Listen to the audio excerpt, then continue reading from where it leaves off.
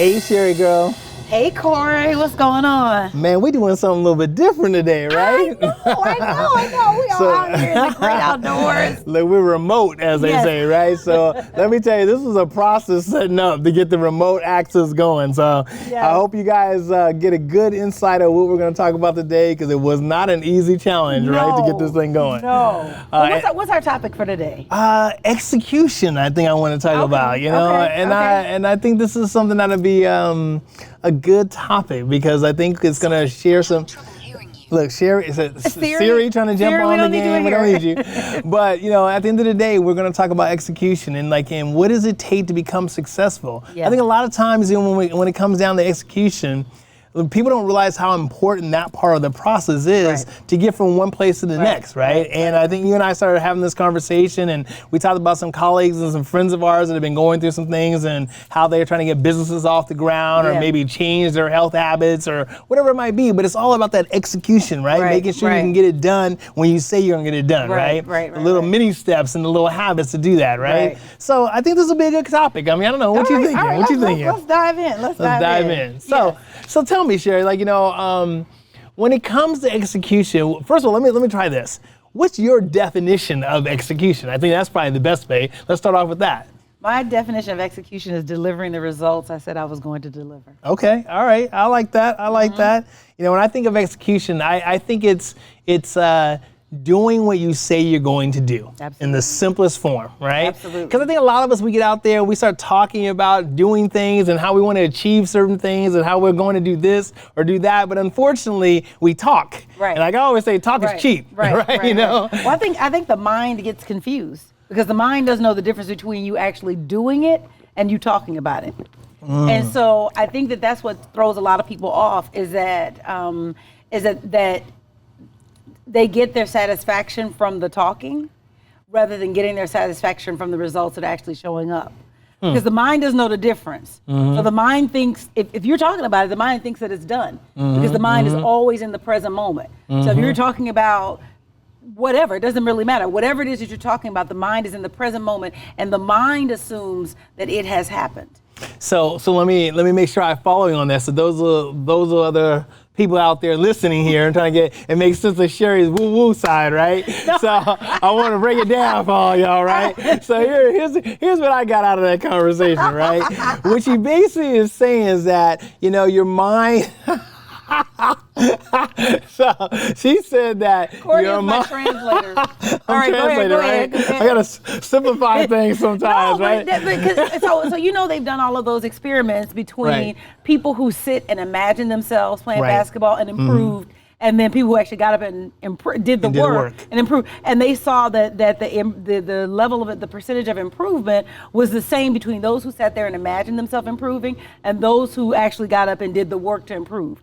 So the mind is always anchored in the present moment. And so the challenge with talk is that the mind can get satisfaction from the talk. And so it really, and so it can be a mind trick, if you will, to really. I was gonna say a different word. We don't cuss on this show. A mind hack. Right. Because your mind will think that it's done. And you have to keep bringing yourself back to the fact that no, it's not yet manifest. And so I have to keep putting in that action to get that result that I say I'm going to want. And I think that's what happens with a lot of people, and they don't know how to get around it because they don't know how the mind works. And so they get foiled by their mind every time. Interesting. Well, you know, I guess I can wrap my head around that. I mean, that sounds kind of cool, I guess. And I think, they have scientific studies. Here we go. Back to the studies. I tell you, if there is some statistical fact, some video, some documentary that came on, Sherri done seen it, okay? Yes. But look, here's what I want you guys to understand. Like, let me simplify a little bit of things, right? So what Sherri's basically saying in this whole concept is that your mind is a very powerful tool, right? And because it's so powerful, it can almost manifest things getting resolved even without you doing the physicality work to get it there, right? So she's basically saying that, you know, because like we seek it and think it, right? We're thinking it into existence is what we're doing before we do any action, right? And so our focus right now is that we got to figure out a way how we make the two mirror together, right? Because I believe that, yes, you can definitely be very positive thinking. Like I could say, I think these weeds are gone out of my garden, but unless I pull them damn weeds out of my garden, they still gonna be sitting there, right? Exactly. Now I can think it all day long when I may manifest it's gonna be a beautiful garden, but I still gotta do the work, right? I still gotta seed it, I still gotta water it, I still gotta seed it, right? All these different things. So I think that's the challenge where us as human beings, because we are naturally pretty lazy people, a lot of people are not really driven by the movement or the action that has to be done, right? So we have to figure out a way to mirror the two together, right? Would you agree with that? Yeah, absolutely. So I think as one side is to build up that intellectual side of yourself that can think through the process, but then you have to mirror the action with it. We have to create the task and the action items to kind of make them work both at the same place, right? Perfect. Well, let me ask you this then. So if you were sitting here talking to somebody right now and you were giving them some insight on like some to-dos, right? Some isms, as I like to call them, right? The things that they gotta do right now. What would you give them like the top 3 things to do to move forward in some action, right? So some sort of order. What would you think that would be? I think before you can do anything, you gotta know where you're going. I think sometimes people get started and they don't have a clear end, and so they get lost in the weeds. So you're saying that you got to know what your end is in mind first. I think so. I think everything that when I look back across my life and I say, okay, what worked and what didn't work, is that I had a clear end result. Okay. You know, and the things that worked. Right. Okay. Yeah, and when I didn't have a clear end result, I got a result, but it may not. It may not have been the result you were looking for. Right. And so I think sometimes it's very hard for people to sit and actually think something all the way through and to actually say this and not that, because there's so many possibilities. And so I think that one of the things I learned about myself is I'm a very structured person. So I know you are. Yeah. No. But what that means is that in an unstructured environment, it's overwhelming for me. Right. And so one of the things that I learned is I learned how to create structure. So there were places where I just was just failing, quite honestly. Like I just wasn't getting results. And what I realized is that if I don't build those parameters, so for me, part of defining the end is also defining the structure. And if I don't have the structure, then it just doesn't, doesn't move. Right, it won't move. Right. So I think that's the first thing. And then I think that then second to that is that after you know the end and know how you work, right? So some people are people generated and some people work better by themselves. Right, and I know that, and I did this. And this was a evaluation. I can't think of the word, like assessment I had done, and it opened my eyes so much because I realized that there are things where I'm a task-oriented person if the task is clear. But there are times when I actually work better when I sit and brainstorm off of somebody. That if I had to sit and just do it by myself, then it may not necessarily get done. Get resolved. And so I was looking back across my college, early career, whatever, and I was like, that's why that didn't work. Like it was like I clearly had the talent to deliver, but I wasn't working in a way that worked for me. And so you have to honor like how you need to show up. And some people, being around a bunch of people or working with other people is draining for them because they can't hear themselves think. And then there are other people who they need a room to bounce ideas across. And so you have to know who you are and how you work. Let me, because I didn't give you my third thing. Well, I don't want to throw one yet. I want to throw something in there on the second one that you just said, right? Because I agree with that, because it's funny for me, like when I'm in my creative mode, I need peace and quiet. Like I can't have a lot of people talking and throwing out ideas because it just messes me up, right? At the end of the day, I'm trying to figure out, like you said, like I look at the end result, right? I always look at the end in mind where I want to be at. But then my second thing that I kind of come back to is I look at an assessment of where I'm at now. Yeah. Like that's the second thing for me. Yeah. Because I need to understand that if this is my final destination here, right. then, and I'm actually, where am I at now here, then I need to be able to measure how long it's going to take me to get from here to here 100%. And what the path is going to look like to get there, right? 100%. So for me, I think at the end of the day, I'm trying to assess two things right off the bat. One, what my end result is look like, and then one, my starting point where I'm at this point in time. Yeah. Because I think at the end of the day, until you know where you're at, you can't know where you're going. You know what I mean? So I think that's a big part of the process. And that can be on anything, right? When it comes to finance and money, right? Everything. You need to figure out like how much your bills are on a day-to-day basis, right? When it comes to your health, you need to take measurements and your body measurements to see how much weight you got to lose, how much fat you got to drop off, right? It comes down to relationships. I haven't talked to my wife in 10 years. I need to get down and start having a conversation, right?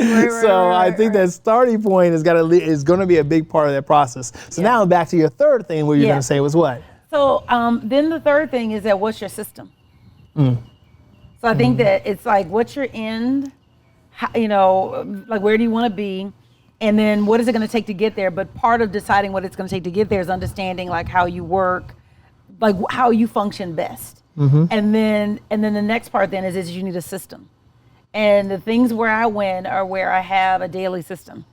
And the things where I don't win are where I try to be all or nothing. Because what will end up happening is that inevitably a fire is going to come up. Inevitably something is going to, like the things that haven't fallen apart in this crisis were the things where I had a daily system. So I daily meditate. The crisis hit, I was already meditating, so I meditate every day. You know, I have, I do affirmations or whatever. I've already been doing it every day. Like whatever I was already doing daily is the thing that has stuck in this time period. Because you created a habit. I had a habit, right. And a habit. And whatever I wasn't doing daily, hello exercise. Come on now. Let's not go there, Sherri. Okay. Let's be real. Here's why I'm wearing black right now. No, okay. No, I know. And I'm rethinking this outfit choice here. You know, it's so funny. They talk about the freshman 15, right? It's the cold at 15, right? Because I know I'm there. Like, I ain't gonna lie. I bought a tread machine. Okay. I saw that workout. I got a full workout outfit. Workout, and I love the little cushy floor. Oh yeah, you know, man, I'm trying to tell you, I was like, Gold's Gym wasn't being able to get to where we need to get to, right? So we had to figure it out. I'm not going back in anybody's gym for a while. No, you know, and that's part of the reason why we got ours. Like we said, let's just do it in-house and save some money on top of it, you know? I will admit, I'm very much a homebody, and so I have enjoyed this time apart. I don't like having my movements restricted, but I don't trust all of what's happening. Or what they're saying. Yeah. And so I'm just not, I'm like, you know, I'm gonna let those early adopters go out there, see how many of them die off. You go first, let me know if it's okay, right? Right. I'm gonna be right over here. I'll be right over here. Let me know now, let me know. So I have a question for you. Sure. How has your execution been challenged in this time period? You know, I think this is where you truly find out how disciplined you are, you know? Because I think execution comes down to discipline. Yeah. You can sit there and talk about wanting to get things done, but it's a little harder when you have more distractions. Right. And I think people right now are seeing more distractions, right? Yeah. You're doing things that you didn't normally have to do before. Like I know you and I talked about being a mom, taking care of your kids and teaching lesson plans and all that stuff, but then you still gotta function and run a business and be able to drive and bring money home because that's what you do, you know what I mean? Because you're an entrepreneur, right? Right. So I think, you know, from an execution standpoint, I think most people who are entrepreneurs at this point in time have got to figure out a way how to be more disciplined and be able to tune out the noise that's around them. Yeah. Because until you tune that noise out that's around you, you won't be able to execute the things that you're trying to accomplish. Yeah. Because it just gets away from you. You know, you look up, the day is over, and you look at all these different tasks that were nowhere on the list that was supposed to be on the list, and you're doing everything else from, I can go wash those clothes over there. I can get the dishes out of the sink right now because I'm sitting at home working. So I think for a challenging point, or at this challenge point right now, the execution has got to be to the point where you got to say, I'm blocking out my time and setting that time as ironclad, like we said before about habits, right? Yeah. That 5 a.m. club, if that's what it takes to get up in the morning and be up 2 or 3 hours earlier than the house gets up, so you can start working on that execution. I think it just comes down to discipline at this point in time. You got to work through it. So really, because I think probably what challenges a lot of people is that they've let their discipline slide. Yeah, by all means. It's easy to do at this point, right? Yeah. I mean, look, I ain't gonna lie. It's so much better to go lay up under the bed with my wife than it is to go sit in front of my computer and do work, right? I'm like, whenever she goes, hey, babe, you want to sit down and go do some lunch? I'm like, yeah. Right. I'm like, I got 10 things to do, but I'm like, yeah. Let's go sit across the bed, Right, Let's have some lunch together, Right. So it is definitely a discipline. So let me ask you another question then. So coming back to execution, right? And we talked about all the things that it takes to do execution. What do you think is like right now, what do you think the biggest hang up is why people are not being disciplined and not being executed? You know what I mean? I know we said, the challenges. I think they don't know how to establish discipline. I think that people think discipline is something you either have or you don't, as opposed to a skill you can learn. And I think that, and then second to that, I think they don't know how to develop discipline. Well, let's talk a little bit about that. I mean, like, let's say if I was an entrepreneur and I'm sitting at home and I'm now learning how to bring in money, right? Like I tell people all the time, you need to kill what you can eat. And I'm sorry, I just thought about one other thing. I think it also depends on like what you think about discipline, because I think that because I'm a friend in my mind popped in my head as we were talking, and I think that, she would never define herself as a type A person, right? And so to her, being disciplined means looking a certain way. And so that image doesn't fit with her self-image. But in order to do anything that she has ever done, she's had to get disciplined. In order to get the book out, in order to get the child up through school, is that you had to establish discipline. And so sometimes people can have think of discipline as like, their own interpretation. Being exactly. Right. Like a drill sergeant or a hard ass or, a hard-nosed person. And so then if that's not how you desire to see yourself, then you can think that there's no other way to be disciplined. But there's discipline in femininity. There's discipline, like discipline doesn't have to look like a drill sergeant with a hat on and a stick. Right. I think of it as like it's like you just drop in the zone and you just do it. And you keep putting one foot in front of the other, and you're not paying attention to how you feel to decide whether or not you stop. You keep going until you're done. Well, it's funny to me because I was talking to my mom this morning, right? And I was trying to think of where my mom is at in her life right now. My mom is 75 years old. She's on every social media, Instagram, Twitter following, she's doing YouTube, she's doing Zoom. My mom is like on it, right? And we're sitting there having this conversation and I'm just thinking to myself, like it dawned on me that my mom has been self-employed pretty much all her life. Right. And more importantly, in her latter years of her being retired, quote unquote, she's done her own entrepreneur business for let's say the last 25 years and has made it work without getting a paycheck from anybody else. But what she went out there, and I always say, kill what you eat, right? And I thought about that. That's pretty badass, man. At 75, and she's still doing her thing, and I had to give her props, right? I was sitting there thinking about it after I got off the phone, and I was like, I gotta call her back and like, I'm proud of you. You know what I mean? Because again, going back to that discipline, right? I don't think discipline is, like you said, the structure to where you're like this drill sergeant. I think discipline is knowing where your inner self starts and where you have to end to be the one that you want to be. Absolutely. Right? Ultimately, that's where it is. Absolutely. Because I think, when you sit down and you start to, like, first of all, back up. Like you said before, starting with the end in mind, right?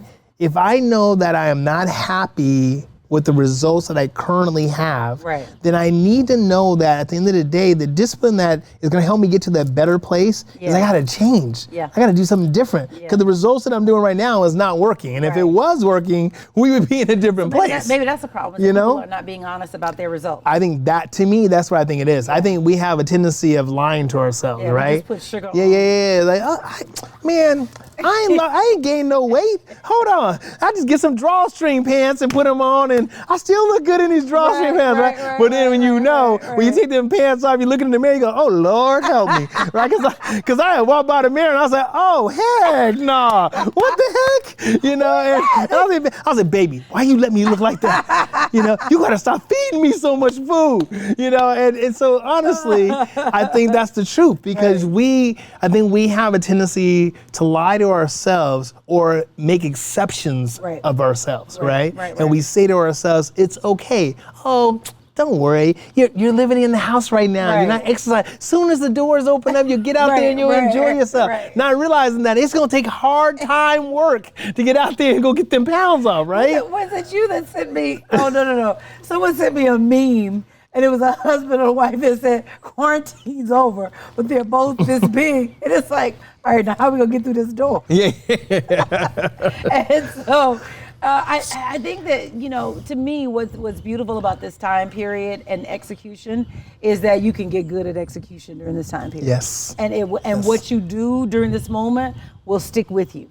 Yeah. And so if you decide to execute on your health, I think, two things. So this came in my mind before when you were talking about the metrics. I was thinking about like the places where I'm disciplined and I'm getting the results that I want. They're the places where I have very clear metrics, and I'm checking those metrics almost on a daily basis. And for those of you who don't understand what metrics are, there's a way for you to assess that you're moving forward. So whether that be a score system where you're saying 1 to 5 is X, Y, and Z, then if you give yourself a score of 1 today, wasn't that a good day? But if you give yourself a 5, it was a good day. So I just want to make sure those listening understand what I mean by the metrics side of that process. There's a measurability process here, okay? Go ahead. Anyway, you were saying, Sherri? I can't be nobody but me. I can't be nobody but myself. That's why I'm here, okay?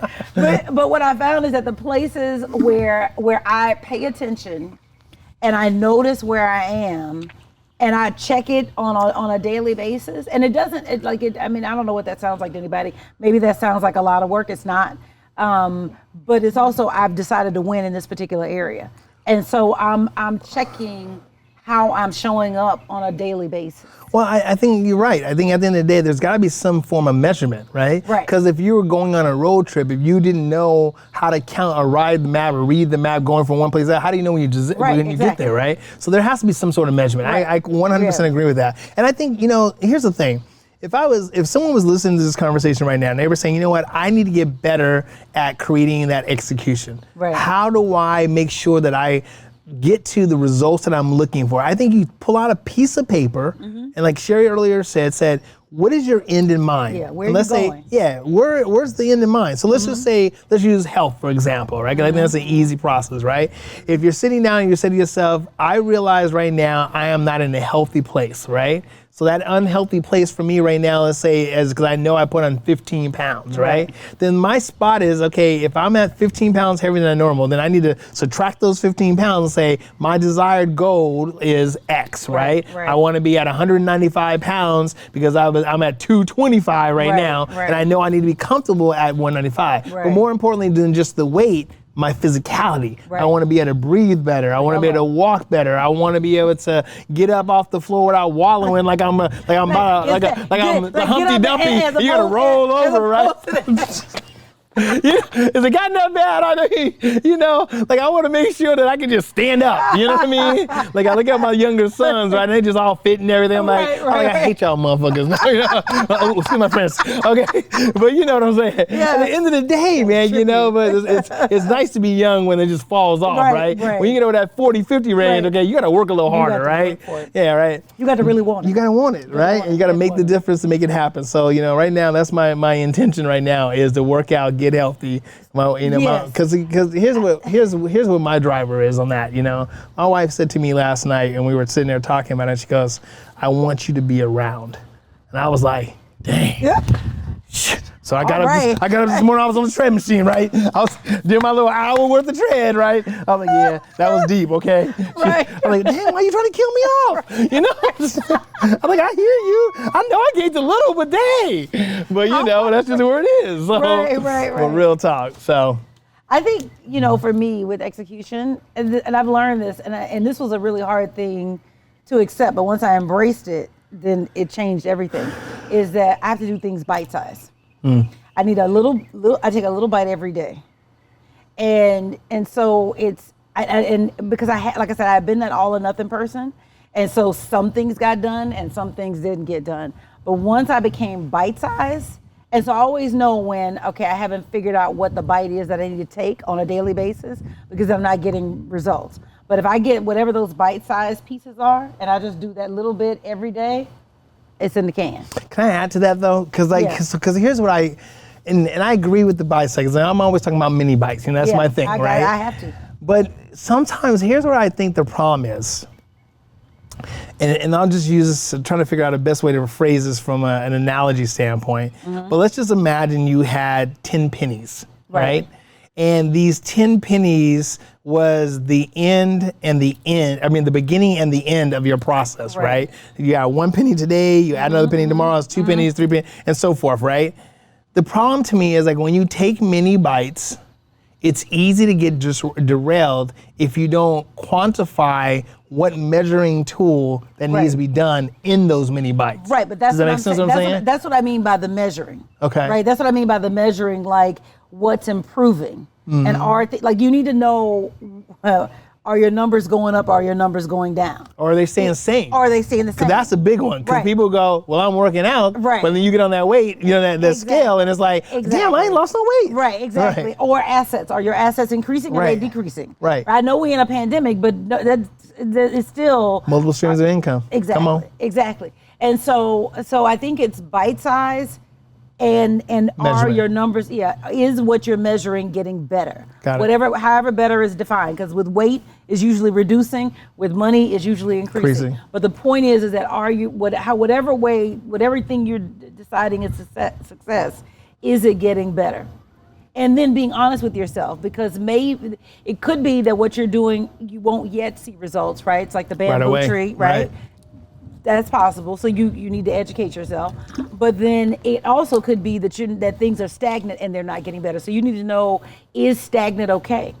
Because if you are dealing with, say, an investment, right, there may be a window between when you put the money in or invest the resources and you get the increase. And so you need to know, is that standard? Is that an outlier? Is that right? And I think one of the big things that you said there is the education part of it, right? I think you definitely have to sit down and understand the education to know what is actually good, bad, or indifferent, right? It was funny the other day. I was doing some marketing, right? And I had a representative call me from one of the local radio stations and wanted me to do some advertising with them and stuff, right? And and she was just going on and on how she was going to give me a great package right now because the pandemic and everything that's going on. They need people to go and buy. So I'm like, okay. Well, she gave me a number. And in my mind, I don't know if it was good or bad because I had nothing to compare it to, right? I hadn't done any homework to see good, bad, or indifferent. So immediately after she gave me the package, and so that I did not, commit to something right away without me doing my homework, right? I immediately called a competitor company, to hear what their numbers would look like, right? And then went one step further and called a friend of mine who was in that industry to be able to give me his thoughts around what would be good, bad, or indifferent. Because I felt like at the end of the day, it's the same thing when it comes to working out. If you're not knowledgeable about, it's not always about the weight loss, right? Because muscle weighs more than fat, right? So you may not see the same weight loss, but you may see your BMI change. You may see your indexes change. You may see your fat content changes. So those are all those things, okay? What are you tracking? Right. Because at least for me, when I was younger and started working out, the only thing I was tracking was weight loss. And so if if the number wasn't changing, then I decided and you get defeated because you're going, it's not changing. I'm doing all this work and nothing's happening, right? So you need to know, are you measuring the right things? Right. And I think that matters in terms of your money, not in your health. Everything is that, you need to know what are all of those what are the right things to measure. So I think that's part of that step too. So it's like, where do you want to be? And then it's, how do you work? How do you best work? What's your best structure? And then what is it that you need to measure to know that you're getting better, that you're moving towards your end, and then what's your system then for getting to your end? Most definitely. So there's a lot of research, I think, in that step too, which is what you talked about with, making those phone calls that, and knowing the things that I'm measuring, like what should I be looking for? Right. To know that I'm doing a good job. Correct. Because it sounds good when they're all, I'm going to give you this, and I'm going to throw these in there, and I go like, that they sound good. So maybe execution is hard because it's too much work. It is, but then I think of it like this. It almost goes back to that whole thing we talk about, the why, right? Mm-hmm. I think at the end of the day, execution is hard. But here's the thing. It's hard, but look at the results, right? If you do the work, then ultimately, yes, you got to have a big enough why, a big enough goal, a big enough why, a big enough goal, whatever it takes, so that way at the end of the day, you can still move forward, right? And get that income that comes out of it because the result and the goal is big enough to go for that.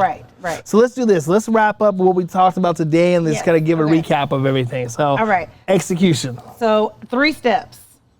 Decide the end. Decide the end in mind. Figure out the way you work best and what you need to do to get to the end. Where you're starting from. Okay. I love you. And then start with the beginning too. And then what's your system? If you don't have a system, it's just everything that I don't have a system for, it's not happening. It doesn't. Perfect. And I think the last thing also, just to kind of reiterate, is having that why. Yeah. Knowing that the execution part of the process of the journey you're going through is going to be difficult, but if you have a big enough why, a big enough goal, a big enough carrot at the end, it'll carry you through the process. Okay. All right. I like that. That was a good one. All right, Sherri girl. Well, that was fun. I appreciate that one. Yes. Finally, we got some wealth habits out here, man. Oh, by the way, I just want to give a quick plug in. Dude, we got a Wealth Habits Academy about to launch, man. I'm excited as heck about that one. I just saw a piece of paper pop up and I said, oh yeah, Wealth Habits Academy. Yes. So those of you guys who are out there have been listening to us and we're excited about this, we're launching a Wealth Habits Academy. You will be able to work with both of us. Definitely. And learn the habits that you need to have wealth in every area of your life. There it is. All right, guys, take care and be well and blessed.